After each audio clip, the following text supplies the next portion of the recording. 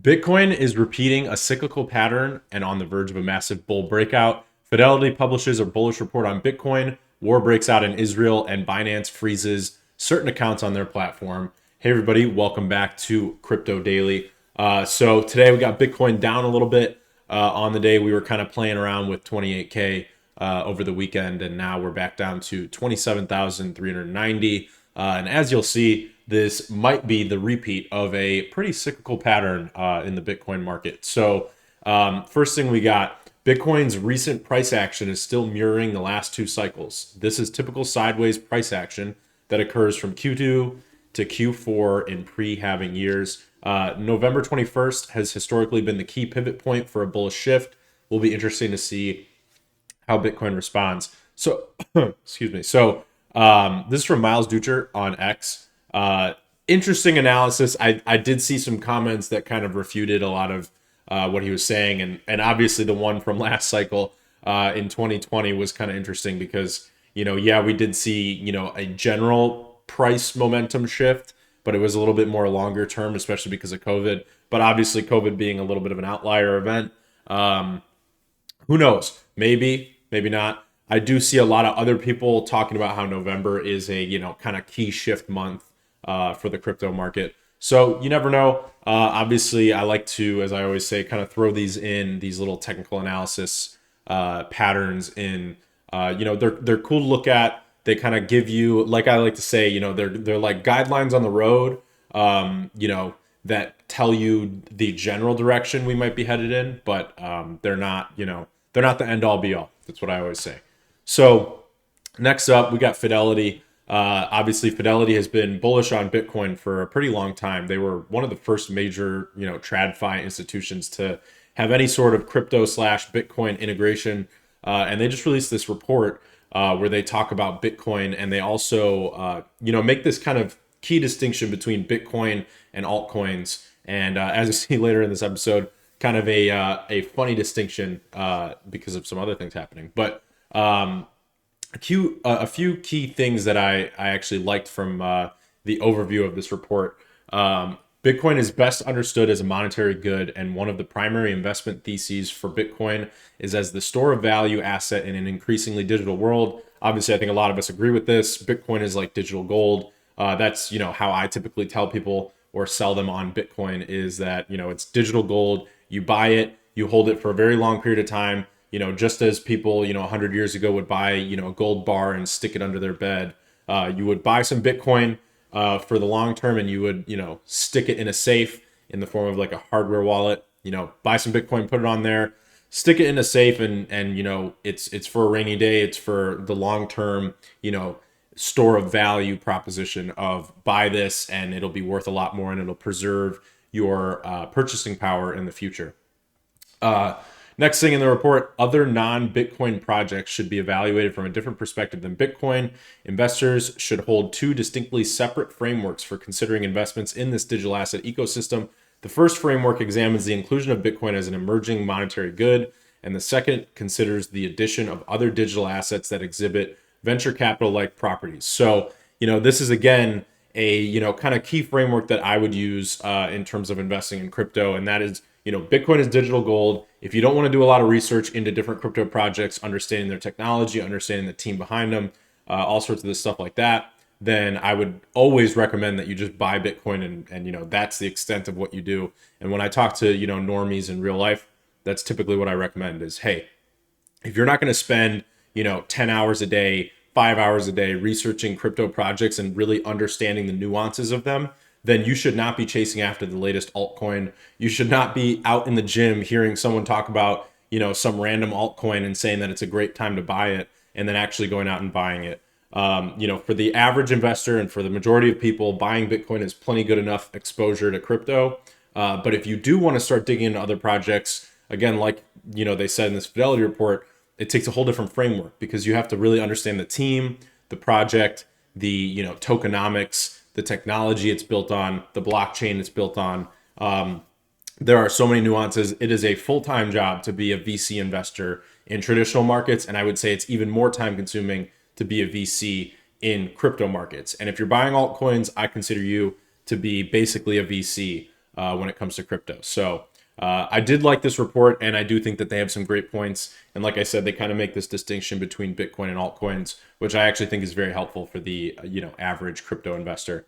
Will Clemente on X. You wouldn't expect it based on Twitter sentiment, but Bitcoin has quietly been the best performing asset class of 2023 so far, outperforming pretty much everything by quite a lot. So in terms of U.S. large cap growth stocks, like tech companies, Facebook, Google, etc., outperforming them 63% versus 28%. So pretty big outperformance from Bitcoin, especially compared to a lot of the TradFi industries. Precious metals are way down here, real estate way down here, microcap way down here, bonds obviously way down there. So definitely cool to see. And sentiment has not really changed a whole lot yet, which can be kind of telling of the cyclical nature of the crypto market. Again, from Will Clemente, I thought this was great. What do you want to hold amidst geopolitical uncertainty? Hard decentralized assets that no entity controls. What do you want to hold with debt mathematically designed to trend higher? Hard decentralized assets that no entity controls. So slowly then suddenly, hashtag Bitcoin. So he's referencing Paul Tudor Jones, who was on CNBC this morning talking about war in Israel and how it's affecting markets and stuff like that. So he was also saying, so this is a quote from Paul Tudor Jones: "You've got the geopolitical uncertainty. The United States is probably in its weakest fiscal position since certainly World War II, with debt to GDP at 122%. So, I don't think it's a surprise to anybody that the US is having, financial problems, and there's a lot kind of happening on a global scale in terms of economics. So, Will Clemente just pointing out, what would you rather hold, in this kind of geopolitical environment? And I think for most of us, it's Bitcoin.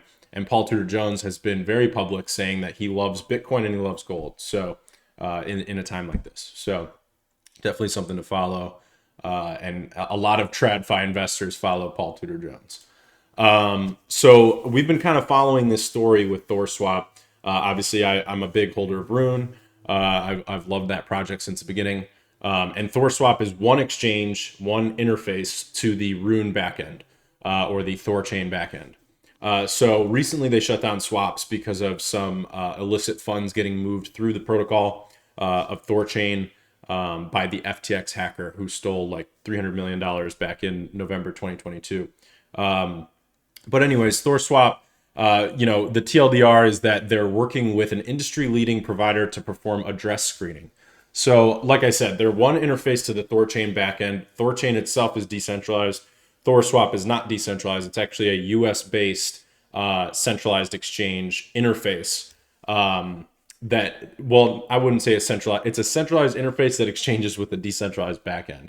So, it's almost, the cool part about it is that it does operate like a centralized exchange in that, they can be shut down, they can be regulated, but the backend or the swapping part of everything can't be regulated. So if you're using the interface, you're still using your own wallet, kind of like Uniswap, for example.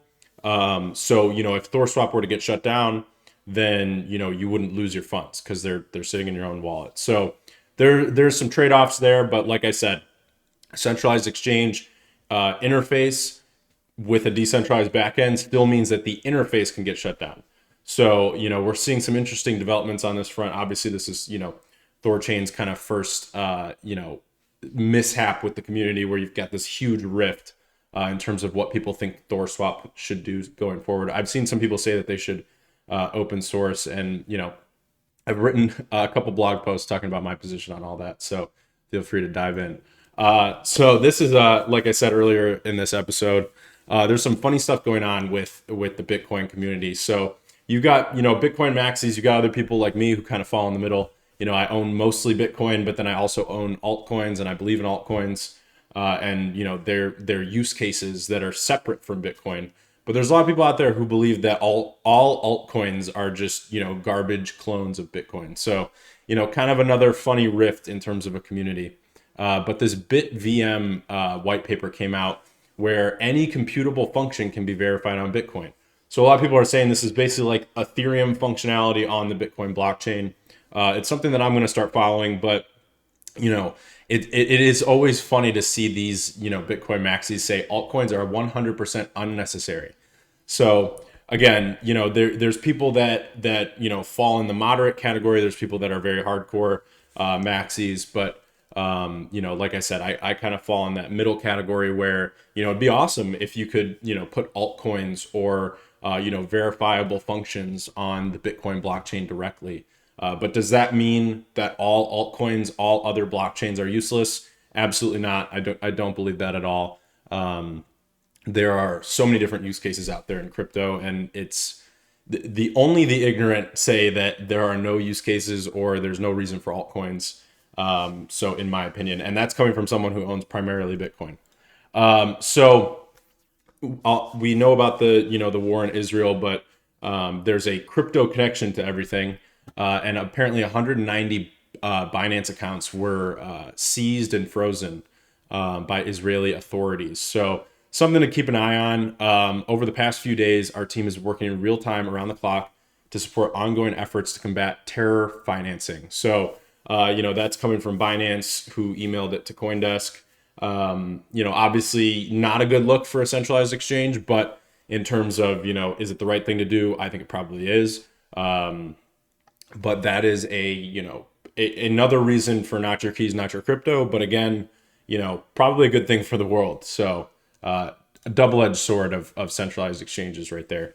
So what to expect when Caroline Ellison takes stand in the Sam Bankman-Fried trial. So a lot of interesting stuff here. Obviously, if you know the backstory, you know that they were dating kind of off and on or something.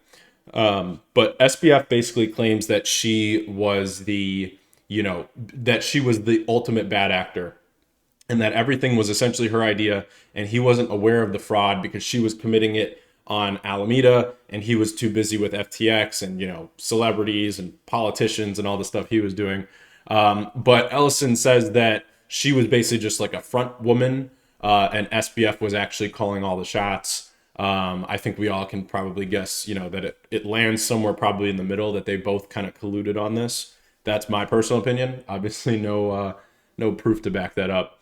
So SBF's attorneys are citing that anything she says on the stand is basically inadmissible or should not be taken too seriously, because they were saying that Ellison has famously tweeted about using amphetamines, which is true. She did famously tweet about that. So gonna be really interesting to see what happens when she takes the stand. I think I was talking about this last week, but I think we're gonna get a lot of really interesting information about the inner workings of FTX and what SBF was really like. So I'm definitely going to be keeping a close eye on when she takes the stand. I think it'll be cool to watch. That's all I got for today, October 10th. I will see you guys tomorrow for the October 11th episode.